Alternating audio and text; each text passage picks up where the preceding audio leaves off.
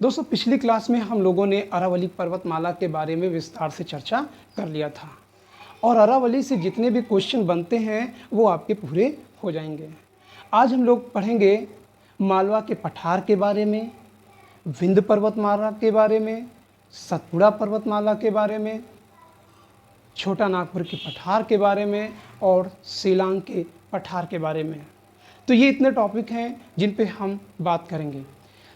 मालवा के पठार से क्वेश्चन पूछा जाता है कि मालवा की पठार की सबसे बड़ी नदी कौन सी है, कहाँ से निकलती है और किस में मिलती है। इस तरीके से बहुत सारे क्वेश्चन आपको हम मैप के द्वारा बहुत आसान तरीके से सदैव के लिए याद करा दूंगा। चलिए दोस्तों, इससे पहले आपसे रिक्वेस्ट है कि आप चैनल को सब्सक्राइब कर लीजिएगा और अपने दोस्तों को शेयर जरूर कर दें। चलिए दोस्तों देखते हैं, सबसे पहला पार्ट है मालवा का पठार। दोस्तों मालवा के पठार के बारे में देखें तो इतिहास में इसका अपना महत्व था। मालवा का पठार बहुत ही उपजाऊ क्षेत्र था। इसको लेकर अंग्रेज सदैव इस क्षेत्र पर कब्जा करने के लिए लालायित रहा करते थे। तो ये क्षेत्र कहाँ पर है, इसे हमें समझने की ज़रूरत है। सबसे पहले कल हम लोगों ने अरावली पर्वतमाला को बताया था और अरावली पर्वतमाला के बारे में बताया था कि ये गुजरात से लेकर दिल्ली तक, कितने राज्यों में, गुजरात, राजस्थान, हरियाणा, दिल्ली तक फैले हैं। और एक नदी है जो उत्तराखंड से निकलती है जिसका नाम है यमुना नदी। ये आपकी यमुना नदी है और ये गंगा नदी है। इस नदी का नाम है यमुना और ये है गंगा। और ये प्रयागराज के पास गंगा से मिल जाती है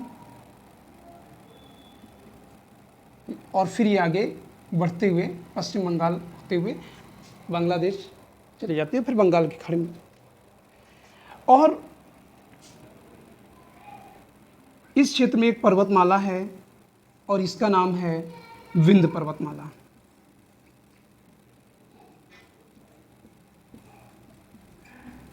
दोस्तों ये जो बीच का क्षेत्र है यही मालवा का पठार कहलाता है। क्या कहलाता है? मालवा का पठार। इधर लिख देते हैं।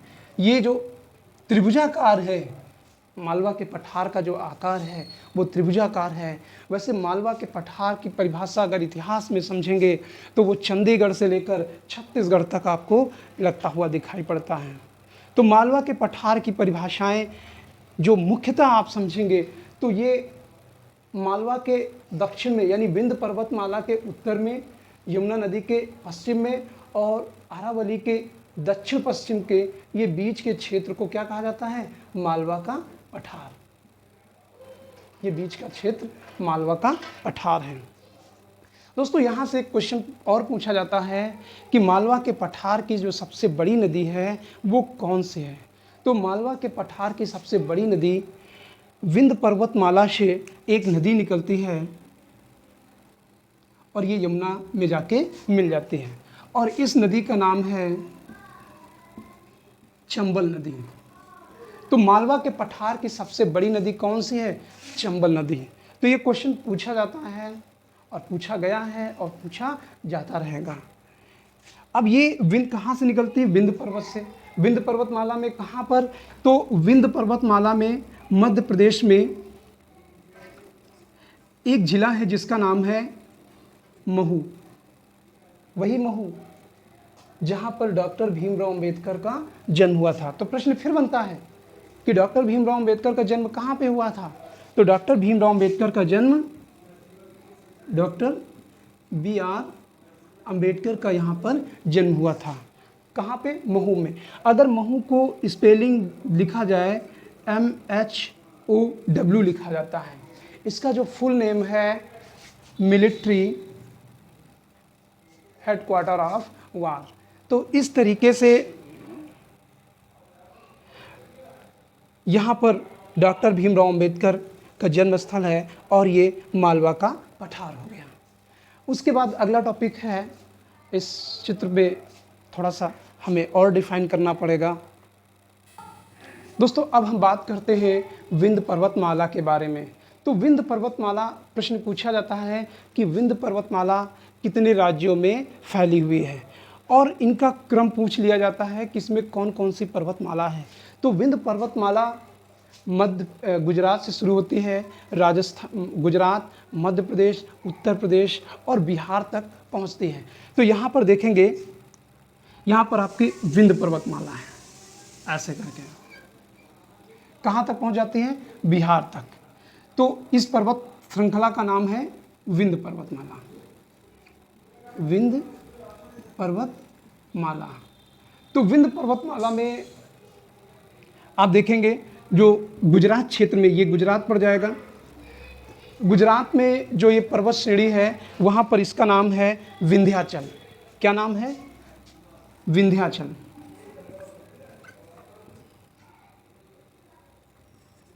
विंध्याचल।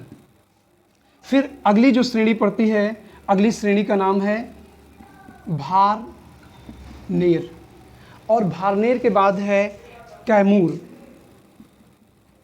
कैमूर, और कैमूर के बाद है विंध्याचल में मिर्ज़ापुर पड़ता है, मिर्ज़ापुर, और इस मिर्ज़ापुर में ये भी विंध्याचल के नाम से जाना जाता है, और बिहार में ये पारसनाथ की पहाड़ी के नाम से जाना जाता है, पारसनाथ। तो पारसनाथ की पहाड़ी कहाँ पे है? तो ये बिहार में है।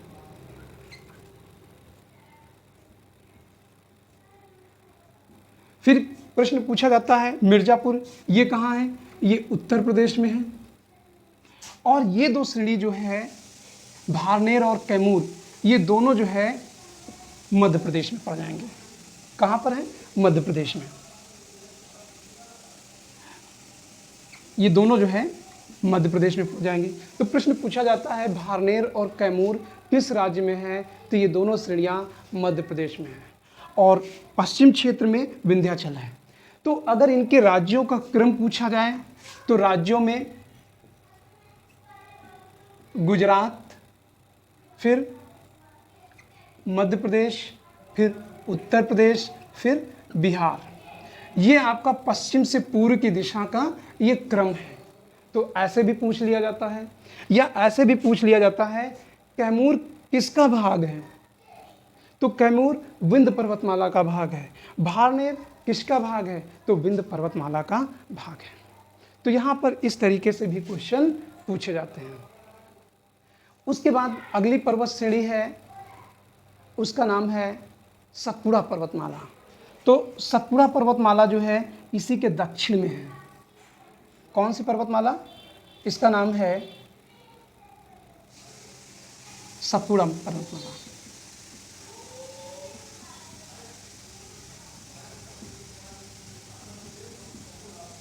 तो इसकी जो सबसे पश्चिमी भाग है, ये भी थोड़ा सा चित्त जगह में ज़रूरत है यहाँ पर, इसलिए थोड़ा नीचे बना दिया है, और ये क्षेत्र पड़ेगा गुजरात में ही, ये गुजरात राज्य में ही है। तो यहाँ पर जो सबसे पश्चिमी भाग है ये राजपीपला की पहाड़ियों के नाम से जाना जाता है, राजपीपला। प्रश्न पूछा जाता है सतपुड़ा पर्वतमाला का सबसे पश्चिमी भाग किस नाम से जाना जाता है? तो राजपीपला की पहाड़ियों के नाम से जाना जाता है। यह किस राज्य में है? तो ये गुजरात राज्य में पड़ेगा। अब राजपीपला की जो पहाड़ियाँ हैं, राजपीपला की पहाड़ियाँ हैं, वो एक विशेष पत्थर जिसको हम आगेट नाम जानते हैं, आगेट पत्थर के उत्खनन के लिए जाने जाते हैं। कौन सा पत्थर है? आगेट। तो यहाँ पर आगेट पत्थर जो है बड़ी मात्रा में पाया जाता है। बात करते हैं आगेट पत्थर का आखिर उपयोग क्या होता है। तो दोस्तों आगेट पत्थर जो है हार्ट और ब्लड को मजबूत करता है। क्या करता है? हार्ट और ब्लड को मजबूती प्रदान करता है। इसके साथ साथ जैसे कुछ ऐसे बच्चे होते हैं जो ब्लू बेबी सिंड्रोम से पीड़ित होते हैं। किससे? ब्लू बेबी सिंड्रोम से पीड़ित होते हैं, अर्थात वो मुंह से बुलबुले निकालते रहते हैं। तो ऐसे बच्चों के अंदर नाइट्रोजन की अधिकता हो जाती है, परिणाम स्वरूप ऐसे बच्चे ऑक्सीजन सांस नहीं ले पाते हैं, यानी ऑक्सीजन नहीं ले पाते हैं और परिणाम स्वरूप उनकी मृत्यु हो जाती है। तो ब्लू बेबी सिंड्रोम को रोकने में भी ये आगेट पत्थर उपयोग में आता है। ब्लू बेबी सिंड्रोम को रोकने में भी आता है। इसके साथ आगेट पत्थर का उपयोग जो है, जैसे कोई महिला प्रसव अवस्था में है तो उसे दिया जाता है ताकि उसे प्रसव के दौरान डर न लगे, अर्थात डर को दूर करने के लिए इस आगेट पत्थर का उपयोग किया जाता है। इसके साथ साथ आगेट पत्थर का उपयोग बुखार उतारने के लिए भी किया जाता है। इस तरीके से राजपीपला के बाद अगर यहाँ पर इसकी पहाड़ी देखा जाए तो महादेव के नाम से जाना जाता है। किसके नाम से? महादेव। और महादेव के पास ही धूपगढ़ी है और धूपगढ़ी सतपुड़ा पर्वतमाला की सबसे ऊंची चोटी है। कौन सी? धूपगढ़ी। धूपगढ़ी। तो जहाँ पर धूप सबसे ऊपर लगे वो क्या है? धूपगढ़ी है। और धूपगढ़ी की ऊंचाई जो है पंचमढ़ी नगर के पास पड़ेगी और इसकी ऊंचाई 1350 मीटर हो जाएगी। और सबसे अंत में यहाँ पर मैकाल पर्वत पड़ेगा। कौन सा? मैकाल पर्वत श्रेणी, कैमूर के नीचे मैकाल पड़ेगा। तो मैकाल पर्वत में ही अमरकंटक पर्वतमाला है। कौन सी? अमरकंटक। तो अमरकंटक से ही एक नदी निकलती है जिसका नाम है नर्मदा। कौन सी नदी निकलती है? नर्मदा। तो प्रश्न पूछा जाता है नर्मदा नदी कहाँ से निकलती है? तो अमरकंटक से निकलकर ये ऐसे ऐसे घूमते हुए कहाँ पर? खंभात की खाड़ी में ये नदी आ गिरती है। और सतपुड़ा पर्वतमाला के नीचे एक दूसरी नदी है जिसका नाम है ताप्ती। तो दोस्तों ये क्षेत्र जो है खंभात की खाड़ी में है, लेकिन हमें इसको बड़ा करके दिखाना था इसलिए ये थोड़ा सा नीचे शिफ्ट हो गया है। तो इस तरीके से यहाँ पे क्वेश्चन क्लियर होते हैं। दोस्तों आपको मैं बताना चाहूँगा कि जो विंध्य पर्वतमाला है, विंध्य पर्वतमाला से बहुत सारे पत्थर लाए गए और इसके पत्थरों द्वारा कुतुब मीनार, कई चीज़ें बनाई गई हैं, जिनमें से कुतुब मीनार, हुमायूं का मकबरा, फतेहपुर सीकरी, आगरा का किला, जामा मस्जिद और सांची का बौद्ध स्तूप। तो यहाँ कौन कौन से हैं इनको लिखे दे रहे हैं, ये पूछा जाता है, इसलिए आप इन्हें नोट कर लीजिएगा। इनमें से पहला है कुतुब मीनार, कुतुब मीनार, और दूसरा है जामा मस्जिद, और तीसरा है जामा मस्जिद, और तीसरा है हुमायूं का मकबरा और सांची का बौद्ध स्तूप। तो ये स्तूप क्या होते हैं, मकबरे क्या होते हैं, मस्जिद क्या होते हैं, मीनार क्यों बनाए गए, ये सब इतिहास के पहलू हैं और वहीं पर चल के हम लोग डिफ़ाइन करेंगे। तो इस तरीके से ये वीडियो काफ़ी बड़ा हो रहा है और इसमें 2 पार्ट छूट रहे हैं, छोटा नागपुर का पठार और शिलांग का पठार, जिसे हम अगली क्लास में डिफ़ाइन करेंगे। तो दोस्तों ये क्लास यहीं तक। अगर आपको अच्छा लगे तो मेरे चैनल को सब्सक्राइब जरूर करिए, लाइक करिए और अपने दोस्तों को शेयर करिए। Thank you.